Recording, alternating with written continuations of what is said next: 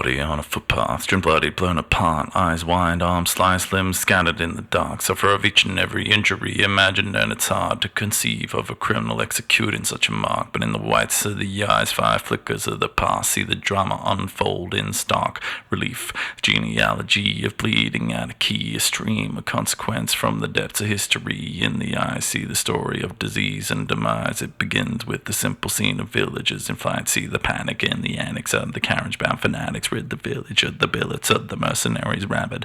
Church can't be trusted, but ran through cheese and mustard. Flustered, he mustered his ruffians, curmudgeon, saddled up the mount, stout from roustabouts, battled up the courage. Fuck this town containing maniacs, sane in the budget, bred in earnest. The church accursed perverts heard the herd of murderers in service, hit the whirly birds with purpose, pained expressions on the peasants, blaze against the flames and weapons of the clergy's sacred cleansing. No, smell the deathly effervescence.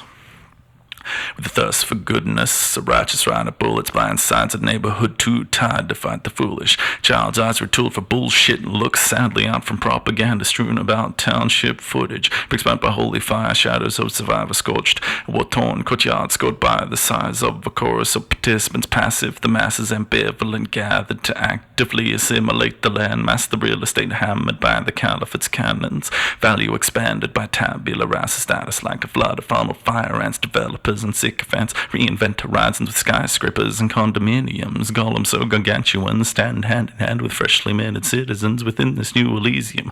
Weeping spirits of the villages slew and slaughtered sleep into sleepy symbolism for municipal order like the skyline. Redesigned by architecture's finer minds, history's been retweaked and redefined, relying along kinder, more civilized lines. Chronology less defined but undisguised genocide. Statesmen sing hymns of a city reconciled as the clergyman's descendants stifle smiles in the aisles. How sweet breathes the priest greeting each congregation, though we sleep beneath the peace of victorious occupation. Streets we keep clean means our evil seems distant, and with history retweaked we believe the dream we're given. Oh beauteous utopia that we could be both overseer and with judicious reposition in the major voters here. Even now dissenters and protesters didn't grow up here. They're similarly dressed in the broken bones of yesteryear. Look.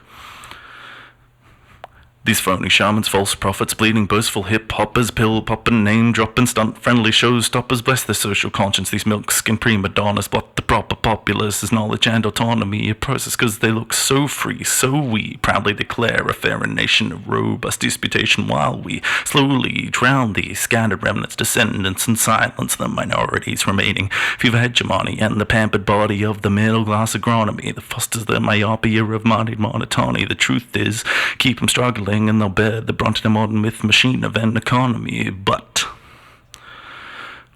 the celebrant is raspy, the grasping cynicism of the sermon, a gasp. He can't breathe the glass he keeps between the proletariat, the barbarians, and his modern terrarium. It's wearing thin, it's scaring him, a stain of sin is rotting him, this god of his has gotten him, the guilt within accosting him, but with the choke he swallows. Ghosts are but ghosts, he knows, he bellows. Stolen souls follow his soul, hold us in thrall. It's the call of all right-thinking peoples to keep belief in our cause. The roars, the noise of conscience troubled must be met with redoubled efforts, lest we forget we see the devil's weapons in fear, in doubt, compassion devout and redoubtable, with is without commitment to clarity, to faith, to sanity, to our shared humanity, salvage from savagery, dreams and deeds deplorable, cortisol with cortisol to force us all to remember the enemies we tend to see cannot be irretrievably beyond redemption. The kismet of respect ill spent, of effort well meant, yet bereft of intent. Hell bent, the vigilant spirit within must be sated with the vigorous militancy unabated.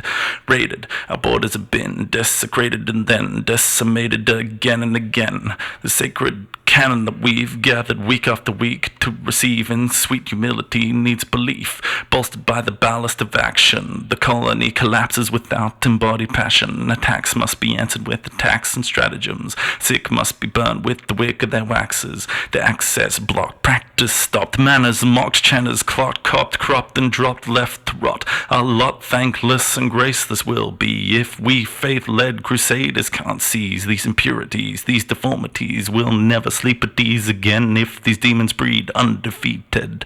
Heaven's threats end with the cries of our enemies dead. And can we silence the Goliath, defile us so we can dream again? Yes, we can.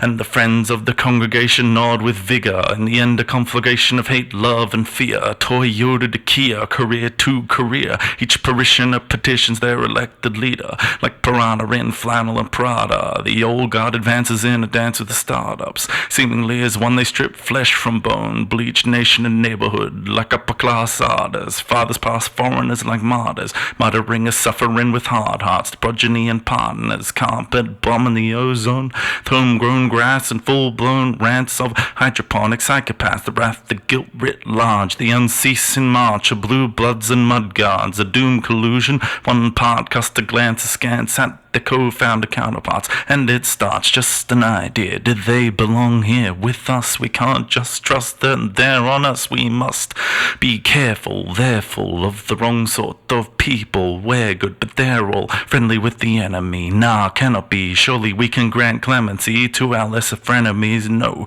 we can't get too squeamish now. The bleeding of the bloodless mustn't beat us down. This classless crowd fought with us around, but our mission's too important. It's time to slice them down. Keep babbling about the dissidents, don't let them listen, and keep them whispering with each missive of visitors visiting from other lands with mutterings and master plans of massacres and bloodied hands. Taxation such a minor thing, don't let them notice it. The infrastructure shifts, splits, kids in distant districts get hit with subsidized witlessness. Witness this, their parents uninterested in the risking of their infant's heritage because it's weak to blame society for their piety to poverty. Won't catch them groveling for handouts from the government. Dads grew up struggling, we're no different, they proclaim stubbornly, so proud of the slovenly custodians of their authorities. Bellicosity in the city pundits promulgate politically, curse our countrymen, their lack of activist acumen catapults us into mismanagement by maladjusted mannequins. Those panic-stricken paladins punish us for thinking champions in ignorance. If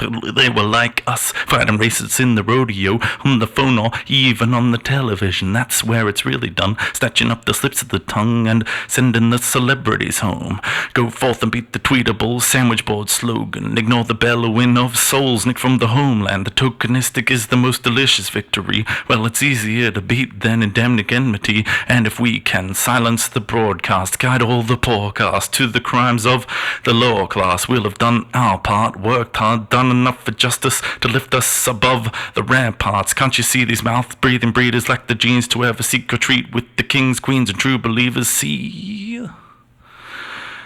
It's a Sisyphean repetitious echo of belief and prejudice between subsidiaries under threat and on the precipice. We unify to deify and actualize the kind of life that most aligns with the tribe in which we find the kind. But purity is a myth propagated by the grifters of history, adventurers and libertines in idiocy. Typically we seek to cleanse our cities of the leprosies we believe are intervening in the blessings we've received. But body beheld anew, our view shifts to criticism, theocastic revisionism. True victims of the system we've been imprisoned within seem fewer after burning the bruise from our skin, and then it starts again. We cut off our limbs like lepers, like predators, often just by arguing. Pioneers of our past buried hunger in our hearts, in our skin, in our speech, just to keep our clocks working. But a deeper curse sickens us, birthed in that slaughter of the innocents. Malignant terror springs from when our past die, cast in blood and bone.